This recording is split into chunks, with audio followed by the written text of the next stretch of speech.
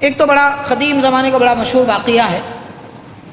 3 بھائی تھے سابقہ انبیاء کی امتوں میں. 3 بھائی تھے.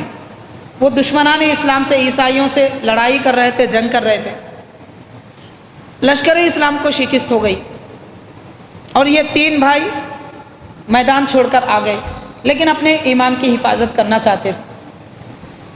پھر اس کے بعد یہ گھوڑ دوڑی کرتے ہوئے، گھوڑ سواری کرتے ہوئے ایک مقام پر پہنچے اور ان کو خوف تھا کہ کہیں لشکر نہ آ جائے. اپنے تحفظ کی خاطر ایک مقام پر اپنے آپ کو چھپا دیے. لیکن حاضرین، آخر کار دشمن ان کے پاس پہنچا اور انہیں اپنے قبضے میں لے لیا. اس کے بعد ساری عوام کے سامنے بادشاہ، جو غیر مسلم عیسائی بادشاہ تھا، ساری عوام کے سامنے بڑے بڑے تیل کے دیگ آگ پر چڑھا دیے. 3 بڑے بڑے دیگ تلا دیے جس میں تیل کھول رہا تھا، اور پہلے بڑے بھائی کو سمجھایا کہ تم مذہب اسلام چھوڑو، عیسائی بن جاؤ تو تمہیں معاف کر دیا جائے گا. تو وہ تو اللہ والے تھے ماشاءاللہ، اپنی جان قربان کرنے کے لیے تو میدان میں آئے تھے. لیکن جان قربان کرنا ہی بڑی عقل مندی نہیں ہے، جان بچانا بھی بڑی عقل مندی ہے. اس لیے جب غالب نہیں آ سکتے تھے تو میدان چھوڑ کر بھی آ گئے. یہ پیٹھ دکھانے کی بات نہیں تھی. جب سب لڑ رہے ہیں تب میدان چھوڑ کے آنا بری بات ہے، اور لڑنے کے لیے کوئی موجود نہیں ہے تب میدان چھوڑیں تو کوئی بری بات نہیں ہے. یہ بھی ذہن میں رکھ لیجئے، حکمت ہے، یہ بھی ایک تدبیر ہے اپنی جان بچانا بھی. لیکن لڑائی کے وقت میں سب لڑ رہے ہیں تب لوگوں کی ہمت پست کر کے اپن میدان چھوڑ کے بھاگ رہے ہیں، تو یہ سب سے بڑی بزدلی ہے. تو بہرحال یہ قبضے میں آ گئے. بڑے بھائی کو سمجھایا گیا، اس کے بعد کھولتے ہوئے تیل میں آگ پر ڈال دیا گیا. کچھ دیر کے بعد جسم پر گوشت کا ایک ٹکڑا تک نہیں تھا، صرف ہڈیاں نکل رہی تھی. یہ کیفیت تھی. اب دوسرے 2 بھائیوں کو سمجھایا گیا. دوسرے بھائی نے بھی یہی کہا کہ میری جان میں اللہ کی راہ میں قربان کروں گا مگر مذہب اسلام نہیں چھوڑوں گا. حاضرین، ان کو بھی ڈال دیا گیا. یہ تیسرے جو بھائی تھے یہ بڑے نوجوان تھے، حسین خوبصورت تھے. ان کو سمجھایا گیا. یہ بھی کہنے لگے جہاں میرے بھائی ہیں میں بھی وہیں رہنا چاہوں گا، میں تو اللہ کے دربار کو پسند کروں گا، دنیا میں کیا رہوں. تو ایک عیسائی سپاہی، اس نے ایک بادشاہ سے کہا کہ اس کو آگ میں مت ڈالیے، اس پر مجھے رحم آ رہا ہے، میں کسی بھی طریقے سے اسے مذہب اسلام سے روگرداں کر دوں گا، پلٹا دوں گا اور اسلام سے منہ پھیر کر عیسائی بنا دوں گا، مجھے 3 دن کا وقت دیجیے. بادشاہ نے کہا 3 دن نہیں 40 دن کا وقت دوں گا، 40 دن کا وقت دوں گا. سپاہی اس نوجوان کو لے کر اپنے گھر آیا. بادشاہ نے کہا کہ تم اسے کیسے پلٹاؤ گے؟ اپنے بھائیوں کی موت آنکھوں سے دیکھ کر بھی یہ اسلام سے نہیں پھرا، اور تم کہہ رہے ہیں کہ گھر لے جا کر پلٹاؤ گے دین سے. تو سپاہی نے کہا وہ تو بس 1 گھنٹے کا کام ہے یا پھر 1 رات کا کام ہے، میں کر لوں گا. حاضرین، اس کو اپنے گھر میں سپاہی لایا، اپنے ایک کمرے میں رکھا، اور اس کے بعد اس سپاہی کی ایک حسین خوبصورت لڑکی تھی، اس کو اس لڑکے کے پاس بھیجا. تو حاضرین، لڑکی بھی اپنے باپ سے کہنے لگی میں آپ کو بادشاہ کے پاس رسوا ہونے نہیں دوں گی، 1 رات نہیں گزرے گی میں اسے مذہب سے پھیر دوں گی اور عیسائی بنا دوں گی. جب وہ اس نوجوان لڑکے کے کمرے میں آئی تو دیکھا کہ وہ خوبرو نوجوان مصلی بچھایا ہوا ہے اور قیام کی حالت میں نماز میں کھڑا ہوا ہے. اب یہ اس کے انتظار میں ہے کہ اب سلام پھیرے گا، تب سلام پھیرے گا.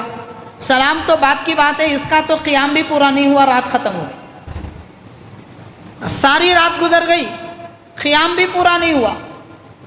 1 رات گزری، 2 رات گزری. اب ہر دن سپاہی پوچھ رہا ہے بیٹی سے، بیٹی کہہ رہی ہے کہ نہیں میں کل کر دوں گی، وہ کل کر دوں گی. 39 راتیں گزر گئی. 39 راتیں گزر گئی. جو لڑکی حسین عورت ایک نوجوان مسلمان کو دین سے پھیرنے کے لیے آئی تھی، 39ویں رات میں وہ خود اپنا مذہب پھیر کر مسلمان ہو گئی، اپنے مذہب سے منہ پھیر کر مسلمان ہوئی.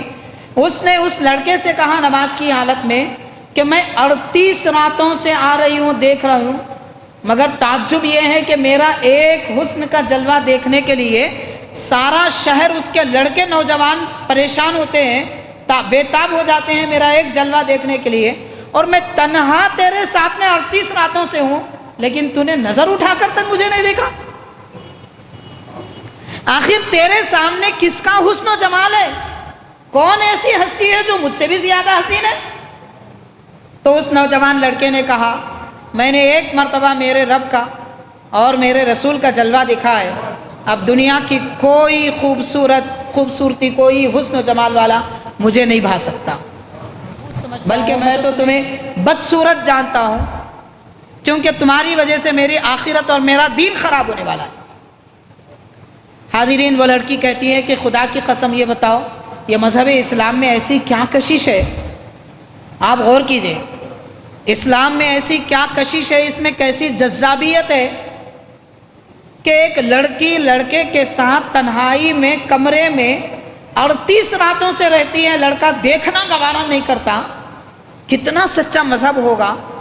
لہٰذا وہ لڑکی خود کہتی ہے کہ میں تیرے ہاتھ پہ اسلام قبول کرتی ہوں، اور میں ایک مشورہ دوں گی کہ یہ 40 راتوں کے بعد تجھے بھی کڑاہی میں ڈال دیا جانے والا ہے، تو 39ویں شب میں میں اور تو دونوں ہم نکل جائیں گے، یہ آبادی چھوڑ کر کہیں دور چلے جائیں گے، اور میں خود اسلام قبول کر لوں گی۔ چنانچہ وہ اسلام بھی قبول کر لی۔ اگلے دن رات میں، چونکہ سپاہی کی لڑکی تھی، ہر چیز اس کے لیے آسانی سے فراہم ہوتی تھی، وہ خود مردانہ لباس پہن لی اور 2 گھوڑے لے کر آئی۔ راتوں رات یہ دونوں نکل کر آبادی سے انتہائی دور چلے گئے۔ حاضرین، اس کے بعد واقعے کی تکمیل اس طریقے سے ہوتی ہے کہ دور جانے کے بعد میں وہاں گھوڑوں کے ٹاپوں کی آواز آئی۔ یہ نوجوان لڑکا اور لڑکی پریشان ہوئے، شاید سپاہی نے بادشاہ کو خبر کر دی اور فوج ہمارے پیچھے لگی ہوئی ہے، لیکن جب آوازیں قریب آئی تو کوئی بڑا لشکر نہیں تھا، صرف 2 گھوڑوں پر 2 گھوڑ سوار تھے۔ تو ان کو دیکھ کر یہ لڑکا کہتا ہے یہ تو میرے بھائی ہیں جو شہید ہو چکے ہیں اللہ کی راہ میں۔ تو حاضرین کرام، وہ آ کے ان کو اطمینان دیتے ہیں، اطمینان دلاتے ہیں اور دوسری راہیں بتاتی ہیں۔ بہرحال سارے واقعے کا خلاصہ یہ ہے کہ آج کا نوجوان ہے، ایک دھوکے فریب کی فوٹو دیکھ کر اپنا ایمان، اپنا دین بیچ دیتا ہے، ماں باپ کو ناراض کر دیتا ہے، سارے قانون اور گھر کی عزت کو نیلام کر دیتا ہے، اور دوسری طرف آگ پر چڑھی ہوئی کڑاہی اور اس کا کھولتا ہوا تیل بھی دیکھ کر وہ نوجوان ایسا ہے کہ اس کے دل میں کوئی خوف نہیں آتا، اور وہ دین اسلام پر اتنی استقامت کے ساتھ ثابت قدم رہتا ہے۔ وجہ کیا ہے حاضرین؟ وجہ یہ ہے کہ وہ باحیا تھے اور آج کا نوجوان بے حیا ہے۔ حیا بڑی دولت ہے۔ ایک صحابی رسول نصیحت فرما رہے تھے دوسرے کو حیا کے بارے میں، یعنی حیا کرو بول کے فرما رہے تھے، ان کو نصیحت کر رہے تھے۔ تو پیارے آقا صلی اللہ علیہ وسلم نے دیکھ کر فرمایا کیا حیا کرو بھی کہیں گے؟ یعنی حیا ایسی چیز نہیں ہے کہ اسے سکھایا جائے، حیا ایسی چیز نہیں ہے جسے سکھایا جائے۔ جیسے کہ حاضرین کسی سے نہیں کہا جاتا بھائی آپ سانس لو، بچہ پیدا ہونے سے لے کے جب تک زندگی ہے تب تک سانس لیتا رہتا ہے آدمی، لیکن آپ نے کبھی دیکھا کوئی کہہ رہا ہے کہ سانس لو؟ کیا کبھی آپ نے دیکھا ہے کہ کوئی کہہ رہا ہے کھانا کھاؤ؟ لوگوں کو بھوک لگتی ہے خود کھا لیتے ہیں، صبح ہو جاتی ہے خود بیدار ہو جاتے ہیں۔ مطلب جو کام انسان کی فطرت کے ہیں اسے سمجھایا نہیں جاتا۔ حیا مسلمان کی فطرت ہے، بلکہ حیا خود ایمان ہے۔ ایمان ہے تو حیا ہے، حیا ہے تو ایمان ہے۔ اس لیے نبی پاک صلی اللہ علیہ وسلم نے فرمایا حیا کے بارے میں نصیحت کرتے ہو؟ تعجب کی بات ہے، حیا ایسی شے نہیں ہے کہ اس کے بارے میں نصیحت کی جائے۔